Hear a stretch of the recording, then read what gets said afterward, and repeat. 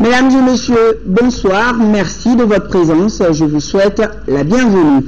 Démarrage ce matin ici à Bamako des travaux de la revue technique du cadre stratégique pour la croissance et la réduction de la pauvreté. 2 jours durant, les différents acteurs de la question vont faire le point de la mise en œuvre des politiques et stratégies gouvernementales.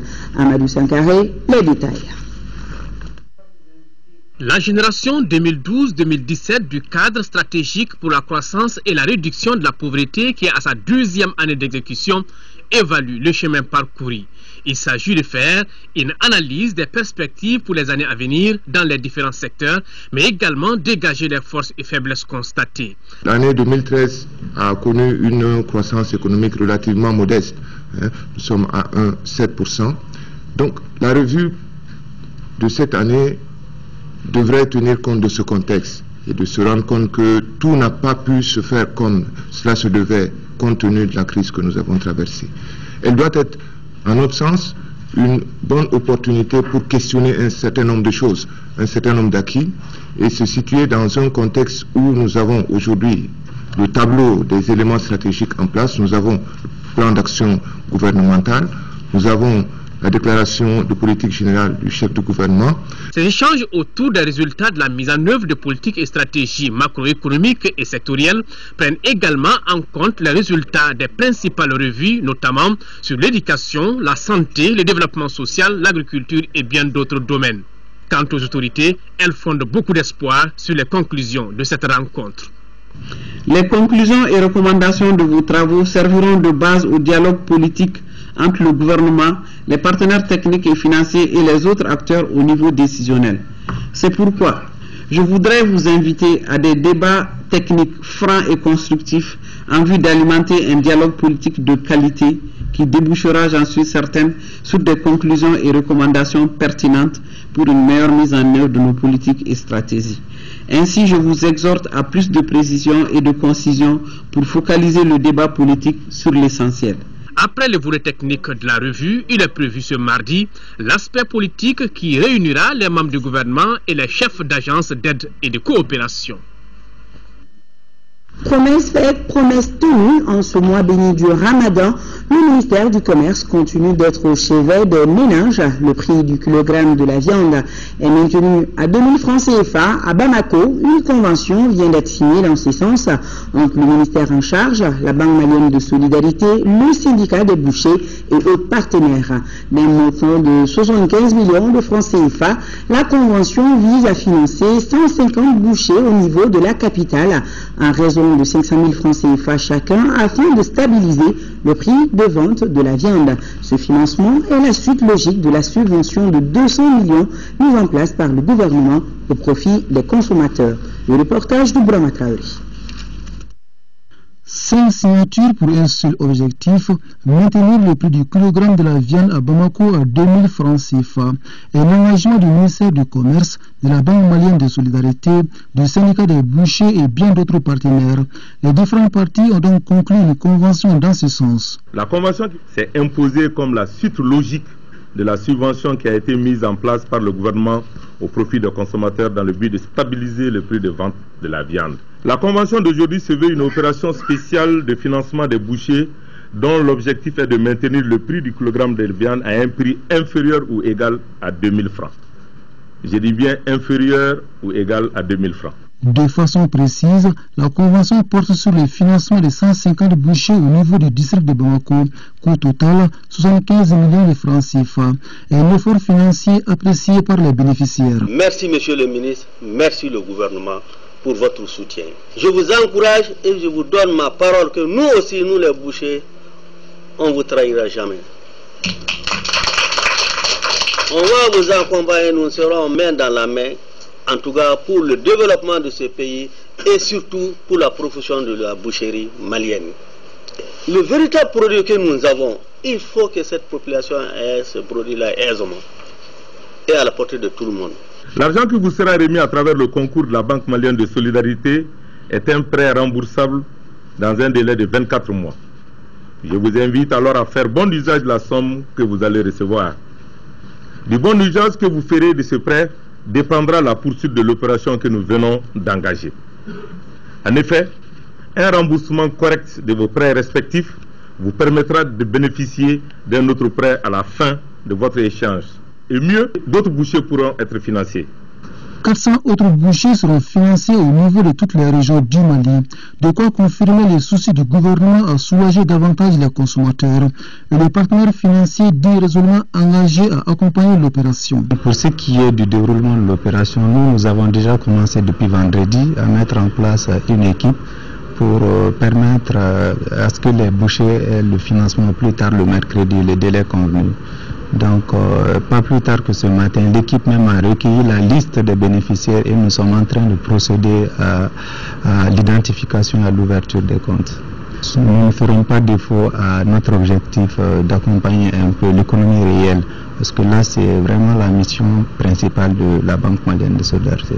Bon à savoir, le décret relatif à l'exportation du bétail adopté en 2000 sera appliqué dans toute sa rigueur. Désormais, pour exporter le bétail, certaines conditions sont à remplir. L'éleveur doit s'inscrire à l'APECAM, disposer d'un numéro d'identification, prendre une intention d'exportation, avoir une autorisation du gouverneur de région et doit faire en droit une déclaration d'exportation. Ces mesures entrent en vigueur à partir de ce 14 juillet 2014. L'Union africaine renforce la mobilité opérationnelle des forces de sécurité du Mali.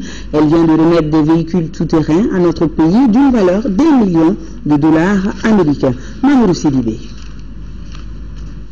Bâtir une Afrique intégrée, prospère et en paix, dirigée par ses citoyens et constituant une force dynamique sur la scène mondiale, cette phrase lisible au flanc des 17 véhicules tout-terrain exprime toute l'ambition de l'Union africaine qui vient de faire don de ces véhicules. Ces véhicules ont coûté à l'organisation 1 million de dollars américains. Cet équipement moderne, parfaitement adapté aux réalités topographiques de notre pays, contribuera sans nul doute à renforcer les capacités opérationnelles des forces de sécurité de notre pays, participant ainsi de façon active à la lutte contre l'insécurité dans nos villes et campagnes.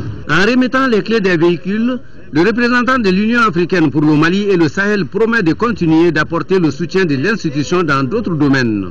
Je me réjouis de pouvoir vous remettre un premier lot de 13 camionnettes de type Toyota. Le deuxième lot, composé de 4 ambulances et de 3 camions déjà commandés, vous sera remis au fur et à mesure qu'ils seront livrés par le fournisseur. Je voudrais ainsi, à ma qualité de haut représentant de l'Union africaine pour le Mali et le Sahel, vous réitérer la ferme détermination de l'Union africaine à appuyer les autorités maliennes pour le retour à la paix et à la sécurité du pays. La signature du protocole d'accord vient concrétiser cette volonté de la mission de l'Union africaine à l'adresse du Mali. Visite du ministre de l'Environnement, de l'Assainissement et de l'Eau le week-end dernier dans les communes de Massigui, Djoila et de Fana, ceci afin d'apporter des solutions à la pénurie d'eau qui touche ces localités. Nos envoyés spéciaux, Daouda Sidiki Diarra, Sekou Kouyaté, nous en disent plus. Un accueil à la dimension de l'événement. Malgré l'abondance des pluies dans le cercle de Djoila, les populations sont confrontées à une pénurie d'eau potable. Le ministre est venu voir et comprendre ces problèmes à Massigui, Djoila et à Fana. Ici, c'est la texture du sol qui fait que l'eau ruisselle, ça coule. La quantité qui doit infiltrer le sol n'est pas importante. Et donc, la question d'eau telle qu'à Massigui, ce qui a été posé, c'est qu'il faut aller dans des lieux très profonds pour chercher de l'eau potable. Et je pense que nous allons travailler dans ce sens. Devant des populations enthousiasmées par cette visite, le ministre a évoqué tous les aspects liés à la recherche d'un cadre de vie sain des populations. L'environnement a changé, le poids démographique a augmenté, les besoins sont importants, mais je pense que les services aussi nous ont rassurés. On n'est pas en train de chercher à résoudre le problème d'eau potable pour l'effectif actuel. On s'est projeté dans l'avenir pour atteindre un effectif de 10 000 personnes avec en réponse à peu près 300 mètres cubes jour. Ce qui inquiète de plus en plus ici, c'est la déforestation. Des agriculteurs abandonnent leurs champs au profit de l'exploitation du charbon. C'est vrai que ça peut paraître bizarre. Aujourd'hui, beaucoup pensent que c'est plus facile de vivre des ressources naturelles, laisser le champ, aller couper le bois. Mais sauf que les forêts, quand on se met à les couper, c'est la déforestation qui s'installe. C'est la dégradation des sols. C'est des effets en chaîne. À la suite de cette visite, une rencontre d'échange avec les cadres du CERC a permis de dresser au ministre des actions entreprises par les collectivités pour soulager la population. On a un comité d'eau, mais qui n'est pas lié avec la SOMAGEP. Et nous voudrons aujourd'hui que vraiment la SOMAGEP gère vraiment ce qui se passe et ce qui se trouve à Dioula. À l'issue de la visite, le ministre a salué la participation massive des différentes structures relevant de l'eau qui l'ont permis de toucher du doigt les réalités que vivent les populations. Autre visite dans ce journal, celle des députés de la commission santé de l'Assemblée nationale dans les zones d'intervention de World Vision en 4e région. Objectif, voir les efforts et les engagements entrepris par l'organisation en faveur de la santé de la mère et de l'enfant. Candécila, correspondance. Pour cette visite des parlementaires dans les zones d'intervention de World Vision, ce sont les centres de santé de référence de Tomia et communautaires de Ouyan de la même localité qui ont été concernés pour cette première étape. Il s'agissait pour les honorables de la commission santé de l'Assemblée nationale de voir sur le terrain le niveau de mise en œuvre des engagements du gouvernement en faveur de la santé de la mère et de l'enfant, mais surtout d'apprécier les efforts des partenaires dont World Vision dans le cadre de la prise en charge de la malnutrition. Dans le cercle de Tomia, le phénomène constitue un problème majeur, mais avec la mise en œuvre du projet de prise en charge de malnutrition aiguë PCMA de World Vision, des progrès notoires ont été enregistrés. Cette année, par rapport au cas modéré, on est à 1668 cas modérés, mais à la même période de l'an passé, on était pratiquement à 2000 et quelques. À Ouan, tout comme à Kimparana qui a constitué la seconde étape de la visite, les députés ont visité quelques réalisations de World Vision, dont le centre de loisirs de Kimparana. World Vision a déjà fait un grand pas. Les réalisations que nous venons de voir, les activités marchent à merveille. Les agents sont suffisamment formés pour vraiment bien accomplir leur mission. Je pense que c'est ça le socle. Des rencontres avec les populations et l'administration ont permis aux parlementaires de noter quelques insuffisances dans l'incapacité des collectivités à prendre en charge les salaires des agents de santé communautaire. Les députés ont enfin procédé à la remise de support à ces agents communautaires, un don de World Vision. Direction d'Ouanza, où une grande mobilisation des populations a accueilli le ministre Zahabi Ould Sidi Mohamed. Comme à Mopti et à Kona, le ministre a apporté le message de la paix et de la réconciliation, nous précisent nos envoyés spéciaux Djedje Kamara et Moussa Rimaïga. Au cours de cette visite du ministre de la Réconciliation nationale, les messages de paix et de réconciliation nationale.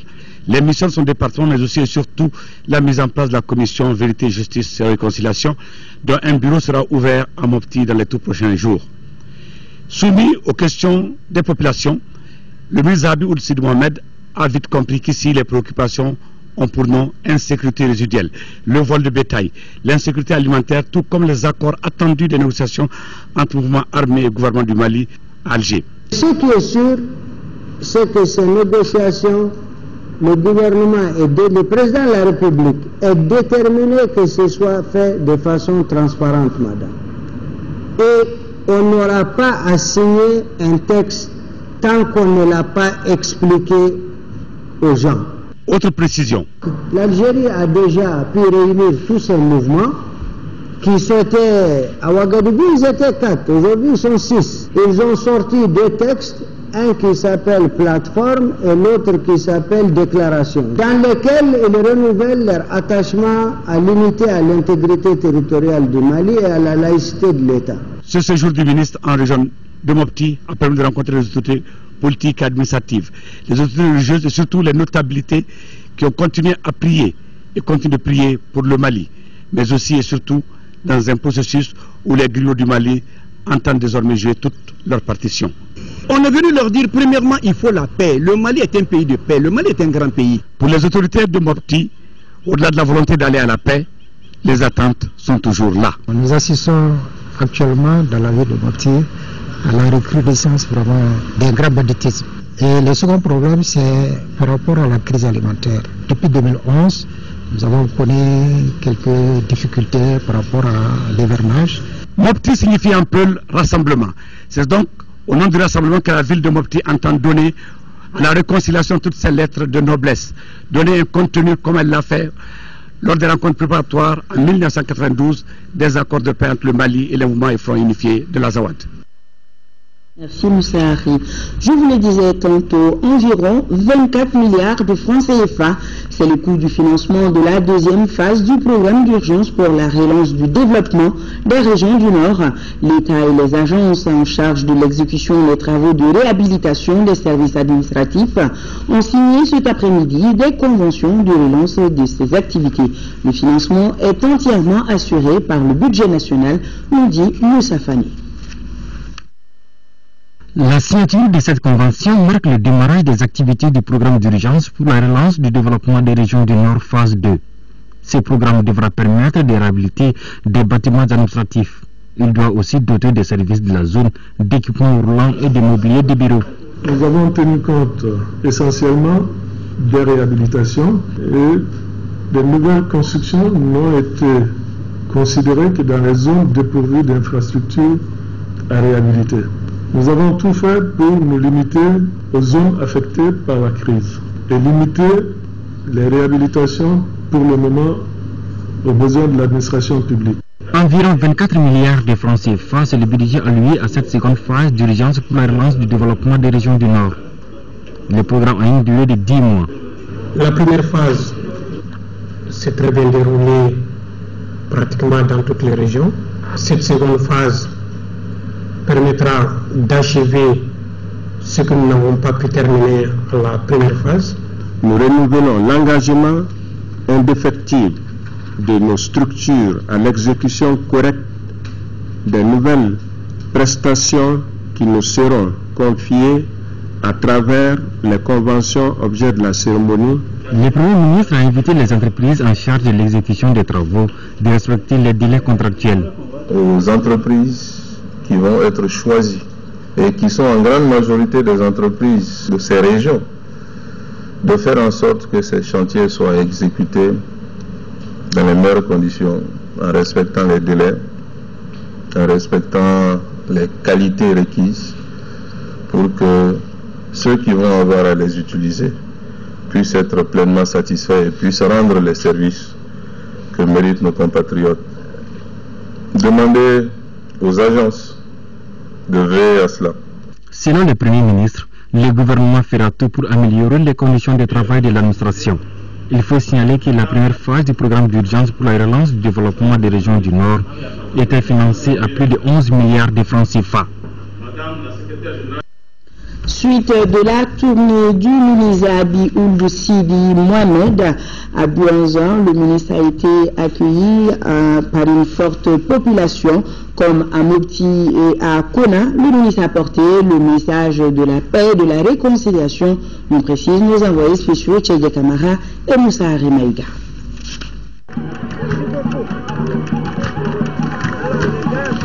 C'est un accueil populaire, fait de chants et de danses de tous les espoirs, soutenu par des frénésies de mains et de pieds, qui a accueilli le ministre en charge de la réconciliation Zahabi Ould Sidi Mohamed et l'importante délégation qui l'accompagne à Douanza.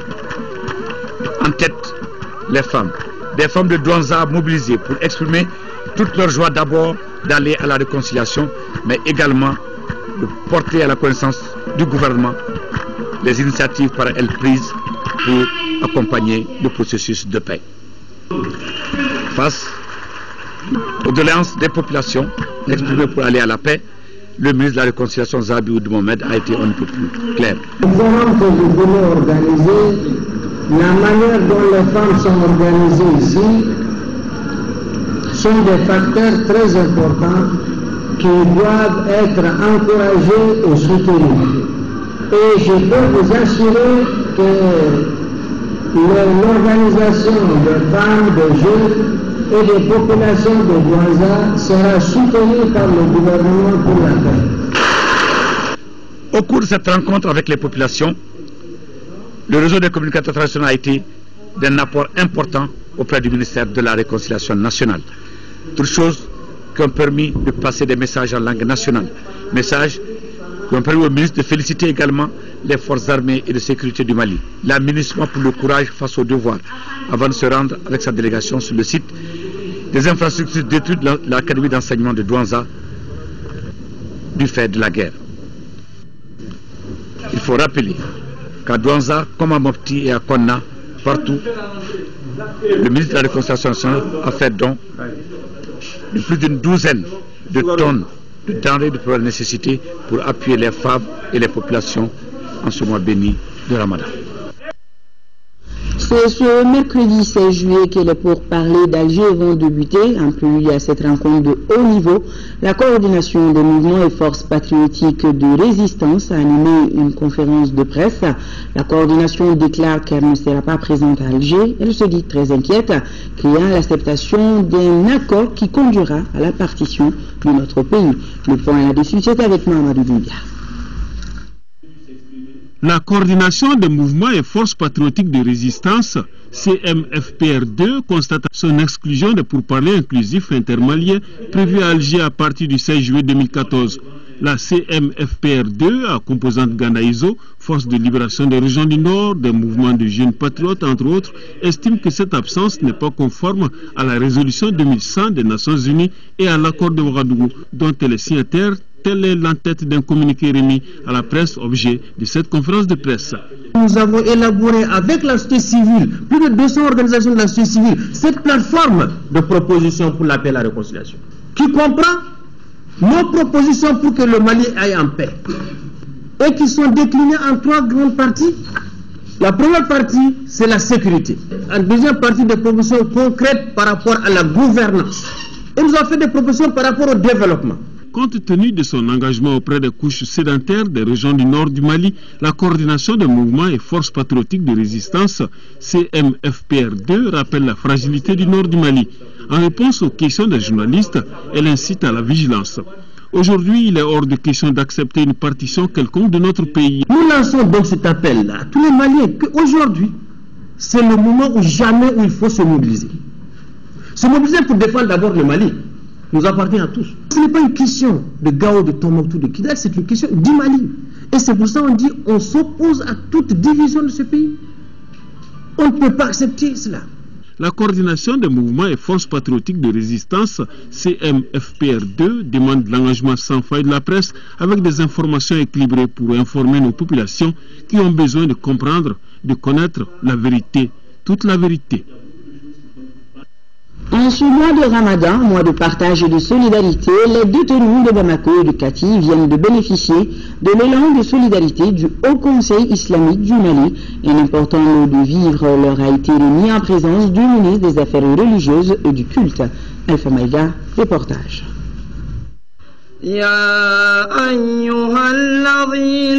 La solidarité, c'est cette complémentarité, ce lien fort et fraternel qui unit les hommes entre eux.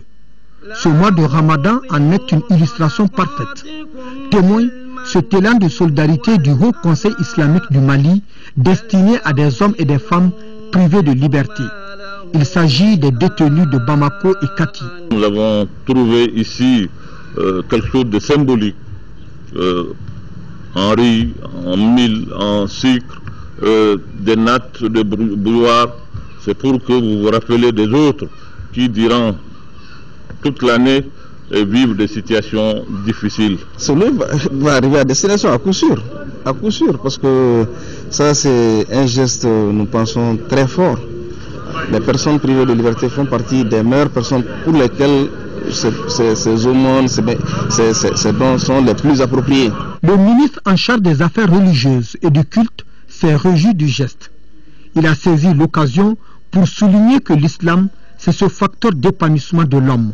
Cela par le contenu solidaire et puis humaniste. Par de tels gestes, nous montrons que nous avons une religion et que cette religion est là pour l'homme. La cérémonie a été mise à profit pour prier pour un retour de la paix au Mali. Le Mali, où les regards sont tournés vers l'Algérie en vue d'amorcer le processus de paix entre Maliens. Autre geste de solidarité à l'occasion du mois béni, c'est celui de l'épouse du président de la République. Keïta Aminata Maïga continue sa tournée des communes. Cet après-midi, elle a fait des dons aux familles démunies de la commune 3. Khadija Toukone était sur place, son reportage. La série de remises de dons de l'épouse du président de la République continue. C'est le tour des familles démunies de la commune 3 de recevoir leurs dons en ce mois béni de Ramadan. Du sucre, du riz et de la viande ont donné le sourire aux bénéficiaires. Nous saluons beaucoup ce geste de Keïta Aminata Maïga. Elle nous a épargné de beaucoup de choses en ce mois béni de Ramadan. Grâce à elle, nous allons entamer le reste de ce mois béni sans problème. Le parking de la mairie de la commune 3, qui a servi de cadre pour la remise, a vu la présence des autorités administratives et coutumières qui ont vivement salué ce geste. Des colombes, signes de paix et de prospérité, ont été remises à la représentante de Keïta Aminata Maïga pour saluer sa générosité. La Fondation malienne pour l'entraide et le développement poursuit ses actions caritatives.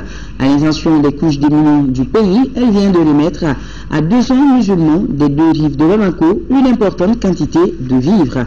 Abdraman Maïga, compte rendu. Cette opération Solidarité Ramadan a permis à la Fondation malienne pour l'entraide et le développement d'offrir à 200 musulmans de la capitale une importante quantité de vivres. Les dons se composent entre autres de 200 sacs de riz, 20 sacs de sucre, 200 paquets de Lipton et 14 cartons d'huile, le tout pour plus de 5 millions de francs CFA. À travers ce geste, la Fondation soulage ainsi la souffrance de ses fidèles musulmans en ce mois béni du Ramadan. Ce n'est pas seulement une croyance, nous en sommes convaincus que ce serait très bénéfique pour les bénéficiaires dans la mesure où chacun sait aujourd'hui dans quelle situation les populations se trouvent aujourd'hui en besoin alimentaire. Et surtout quand on a pu donner quelques vivres à des gens les plus défavorisés, nous croyons que ce serait bienvenu. Cette opération Ramadan Solidarité n'est pas la première action entreprise par la Fondation. Elle a, de sa création en janvier 2013 à nos jours, initié plusieurs actions en faveur des populations défavorisées de notre pays. En plus de la campagne contre la cataracte dans le cercle des Niro du Sahel, ce regroupement a remis en juin dernier aux familles des victimes militaires de Kidal une importante quantité de denrées alimentaires. Cette opération aura coûté plus de 30 millions de francs CFA. Jusque-là, l'intégralité, la totalité des montants investis viennent des Maliens. Pour vous dire que nous sommes capables de développer une certaine synergie pour faire face à certaines de nos difficultés. Le fardeau a beau être très lourd, si nous le partageons, eh bien chacun en prendra une part et le fardeau sera allégé sur la tête de l'ensemble de la communauté. Donc je pense que ce tissu de solidarité, chacun peut le renforcer. Ce sont les petites rivières qui grossissent le fleuve. Compte tenu de l'importance des actions de solidarité dans le développement socio-économique du pays, le président de la Fondation a invité les personnes de bonne volonté à accompagner l'initiative. Et nous avons ce communiqué du ministère des Affaires religieuses et du culte concernant le pèlerinage au lieu saint de l'Islam, campagne 2014. Le ministre des Affaires religieuses et du culte a l'honneur d'informer la communauté musulmane du Mali que les frais du pèlerinage au lieu saint de l'Islam pour la campagne 2014, filière gouvernementale, sont fixés à 2 740 000 francs CFA. Le coût arrêté pour la présente campagne se décompose comme suit. Transport Bamako-Djeddah Bamako par voie aérienne, 1 376 500 francs CFA. Frais séjour en Arabie Saoudite, 1 229 000 francs CFA. Pécule mouton, 70 000 francs CFA. Transport pèlerin et barrage MDH, aéroport MDH, 4 000 francs CFA. Frais signes distinctifs du pèlerin, 10 500 francs CFA. Passeport, 50 000 francs CFA. Le total, 2 740 000 francs CFA. Les inscriptions se feront du 15 juillet au 29 août 2014 à la maison du Hadj, assise dans l'enceinte du Centre culturel islamique de Hamdallah Bamako, dans les cercles et les missions diplomatiques et consulaires du Mali à l'étranger. Le versement des fonds ainsi que les différentes formalités s'effectueront simultanément au guichet unique de la maison du Hadj. L'acheminement des pèlerins à la phase aller va s'effectuer du 13 au 15 septembre 2014 et à la phase retour du 10 au 12 octobre 2014. Tous les candidats de l'intérieur doivent être physiquement présents à Bamako et plus tard le 25 août 2014 pour les dernières formalités de voyage et la formation. Par ailleurs, il est demandé à chaque pèlerin au départ de Bamako d'être muni de 12 photos d'identité. Les renseignements complémentaires feront l'objet de communiqués ultérieurs. Conférence de presse au siège de la société Wassoulor. La société informe de sa réouverture le 17 juillet prochain après une longue période de fermeture. Occasion pour la direction de la société en cette période de Ramadan de remettre des produits de première nécessité aux travailleurs. Mohamed Diarra, les détails. Une bonne nouvelle pour les 197 travailleurs de la société Wassoulor en chômage technique depuis 6 mois. Cette société reprendra ses activités le 17 juillet. Le PDG de Wassoulor l'a confirmé dans un message transmis aux travailleurs par le directeur des ressources humaines. Dans cette perspective, le président directeur général de Wassoulor, malgré un contexte difficile, va résorber une partie des retards de salaire en payant 2 mois. Le reliquat des salaires est en négociation avec les institutions bancaires afin d'être soldé à la fin de ce mois de juillet 2014. Le président directeur général de Wassoulor a décidé également d'approcher les institutions bancaires de la place afin de négocier un report d'échéance des frais des travailleurs auprès des différentes banques pour le mois de janvier 2015. En attendant la reprise des travaux, la direction de Wassoulor se montre solidaire de ses travailleurs. Ces derniers se sont partagés 400 sacs de riz, les mêmes quantités en mil, sucre et 400 cartons de lait. Aujourd'hui, on est encore beaucoup plus heureux parce que nous avons des collègues qui étaient en chômage technique et qui sont dans une situation précaire depuis 6 mois, qui vont bénéficier aussi de cette donation. Ça nous va droit au cœur. Cerise sur le gâteau, le PDG a l'initiative heureuse de la création d'une mutuelle, ou si vous voulez d'une amicale, pour nous accompagner dans notre développement social et économique. C'est donc une nouvelle page qui s'ouvre dans la vie de la société Wassoulor. La 8e édition d'Oxygène a débuté ce matin à Kita. Cette rencontre qui se tient du 14 au 18 juillet regroupe une centaine d'enfants venant de toutes les régions du Mali, y compris le district de Bamako. L'objectif de cet atelier est de renforcer le partenariat et l'unité d'action entre les différents acteurs engagés dans le domaine de l'enfance en vue de promouvoir les droits des tout-petits. Rachel Tissougué est notre envoyé spécial. La problématique de la participation des enfants et des jeunes à la construction citoyenne et à la culture de la paix est au cœur de la 8e édition d'Oxygène. Durant 5 jours, des jeunes venant de toutes les régions du Mali vont participer à des dialogues intergénérationnels, des actions de salubrité et de reboisement, des émissions radiophoniques et des reportages. Ces activités devront permettre aux jeunes de favoriser le vivre ensemble dans la différence et de consolider la paix sociale. Il contribuera à travers l'implication effective des enfants et jeunes au processus décisionnel à responsabiliser ces derniers et à les mettre en avant dans l'affirmation de leurs devoirs vis-à-vis de leur père, leur famille, leur communauté et enfin leur nation. Selon les organisateurs, Oxygène est un espace qui offre l'opportunité aux tout-petits d'exprimer leurs besoins et leurs aspirations. Oxygène, c'est vraiment une belle initiative et un espace d'expression, de participation et d'engagement des jeunes pour les jeunes. Et pourquoi pas des adultes pour les jeunes aussi. Les vacances scolaires doivent mettre à profit la compréhension des parents, de mettre leurs enfants ensemble pour qu'ils puissent commencer dès leur jeune âge à être ensemble, à travailler ensemble, à réfléchir ensemble, à comprendre les problèmes de ce grand pays et à être conscients des différentes solutions que nous envisageons pour le pays.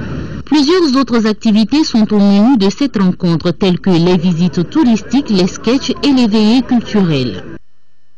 Bientôt, 300 emplois directs seront disponibles pour la jeunesse. C'est en tout cas l'ambition de l'Agence pour la promotion de l'emploi des jeunes, APEJ, qui vient de visiter plusieurs réalisations du projet de valorisation des filières de production animale et halieutique. Mamoudou Sidibé, compte rendu. Après avoir investi 600 millions de francs CFA dans les coopératives d'Ambé et Djanwili, les responsables de l'Agence pour la promotion de l'emploi des jeunes APEJ et leurs partenaires sont allés s'enquérir de l'état d'exécution du projet. Un projet qui concerne les réseaux de kiosques modernes de distribution et la ferme qui ravitaille ces réseaux. 7 kiosques à Bamako, ça nous fait 21 emplois, un gérant, un vendeur et un livreur. Et au niveau des fermes, où il y a de l'embouche, de la production de lait et souvent de la pisciculture et de l'aviculture, les paramétriques en termes d'emplois indirects, c'est énorme. Nous comptons 3000 emplois au bout de ce projet-là. Et en tant que directrice de l'emploi, là où je comptabilise 3000 emplois directs, j'allais comptabiliser tout autour 9000 emplois indirects. Cette coopérative est un véritable projet de valorisation des filières de production animale et halieutique. Actuellement, on a 1500 poussins de chair, il y a 500 qui doivent venir le 20, il y a 2000 commandes encore. Pour les vaches laitières là, on a une vingtaine. Et pour la pisciculture là, on a 6000 individus. Une telle initiative est la réponse aux problèmes d'emploi et à l'autosuffisance alimentaire. C'est pourquoi le directeur national de la jeunesse invitera les jeunes à aller vers le monde rural. L'État a mis des structures en place comme la pêche. L'État a créé les banques. Maintenant, nous attendons des jeunes beaucoup d'efforts, beaucoup d'initiatives. La réalisation du projet porte entre autres sur l'achat et la mise à l'embauche de 1960 bovins et de 985 ovins dans les localités de Bamako, Morti, Djéné, Ségou et l'installation de 7 kiosques modernes à Bamako. Le président de la Chambre de commerce et d'industrie du Mali informe tous les opérateurs économiques de la visite au Mali d'une délégation de la Confédération indienne des industriels du 17 au 18 juillet 2014. Les secteurs concernés sont les suivants: manufacture, eau et irrigation, agro-industrie, lait, énergie et électricité, infrastructures sociales, produits pharmaceutiques, imprimerie, emballage, BTP, mines, financement de projets. La visite sera marquée par un forum d'affaires de haut niveau et des rencontres B2B le jeudi 17 juillet 2014 à Azalaï Hotel Salam à partir de 9h.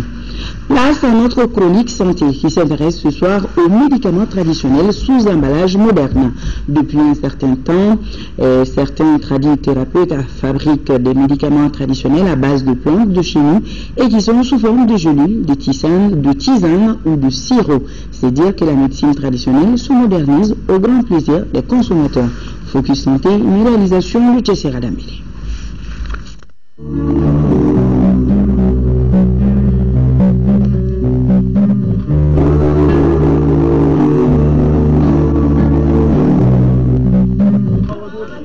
Des traditionnels faits d'arbres dans un canari aux tisanes, à la poudre ou au sirop pour satisfaire un besoin permanent en santé. C'est ce que connaît depuis des années le monde de la médecine traditionnelle au Mali. La tendance est de donner un autre aspect à ce qui relève du patrimoine national et aboutir à ce qu'on appelle médicaments traditionnels améliorés sans toxicité. En plus de la division médecine traditionnelle de l'INRSP, les tradithérapeutes maliens sont déjà lancés dans l'amélioration de leurs médicaments avec un œil sur la propriété. S'il n'y a pas de propriété, il n'y a pas de santé.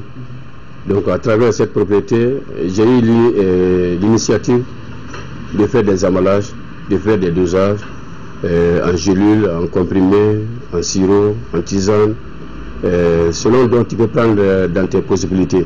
On y fait aujourd'hui de plus en plus recours aux notions de posologie, de mode d'emploi et de date de péremption. La médecine traditionnelle est un véritable patrimoine national. Au Mali, l'itinéraire thérapeutique montre que la famille et les tradithérapeutes constituent le premier recours de plus de 80% de la population. La collaboration entre tradithérapeutes et médecine classique se développe avec plus de recours aux analyses biomédicales. Je ne peux pas travailler sans les hôpitaux, sans les cliniques. Parce que qui dit un bon traitement, dit une très bonne diagnostic. Le diagnostic c'est fait dans les laboratoires, dans des cliniques. Nous, on a besoin de ça pour pouvoir bien travailler. Mais les tradithérapeutes connaissent leurs limites. Oui, pour proposer un traitement à des infections, à une constipation ou à un paludisme, mais certaines pathologies sont systématiquement renvoyées dans les centres hospitaliers modernes, comme ce jeune venu donner des explications faisant penser à une hernie et à une hydrocèle, mais chez un patient très jeune. Les types d'opérations, les maladies qui sont arrivées à terme d'opération, nous on ne peut pas gérer ça. Ça c'est un des deux. Les maladies cancéreuses, on ne peut pas gérer ça. Les maladies trop compliquées, il faut aller voir d'abord un bon spécialiste. Les trucs diabétiques, que les tradipraticiens leur disent que va manger d'ici, que je peux te traiter à la fin. Non. Personne dans le monde entier ne peut traiter un diabète fini, mon frère. Personne. On peut stabiliser un diabète. On peut stabiliser un problème de tension, mais il ne faut pas les finir définitivement. Autant la maladie a de beaux jours devant elle, autant cette médecine traditionnelle, source de merveille, a de beaux jours devant elle.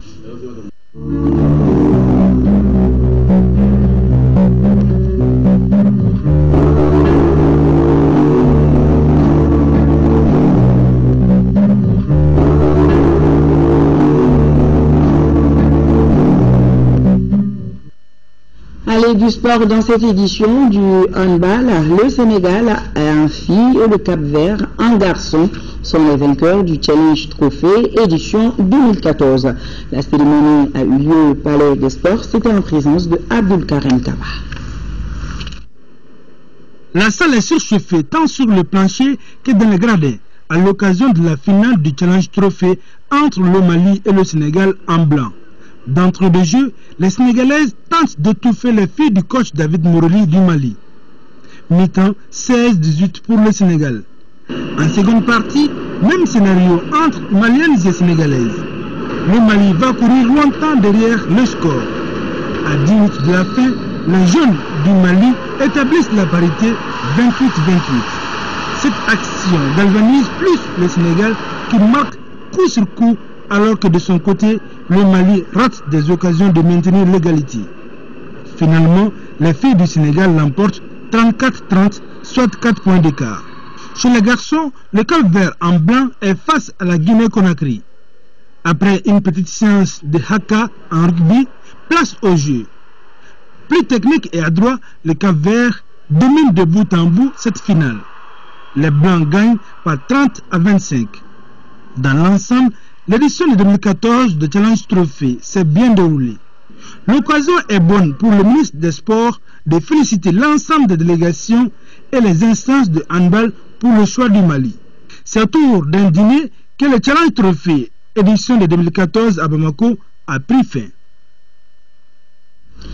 Avant de nous quitter, un dernier hommage au député élu à Yurosso, Dramane José Goïta, président de la Commission des finances et de la promotion du secteur privé. Il a été conduit à sa dernière demeure le 7 juillet à Yurosso. Il était âgé de 41 ans. On notait la présence d'une délégation de l'Assemblée nationale, du ministre des Finances et de l'Économie, ainsi que du ministre en charge de la sécurité alimentaire, mais aussi les membres de sa famille politique, l'ADEMA. Voilà, dernier hommage au député élu à Yurosso, Dramane José Goïta, que l'âme du défunt repose en paix. Sur ce, point fin ce journal. Merci et à demain.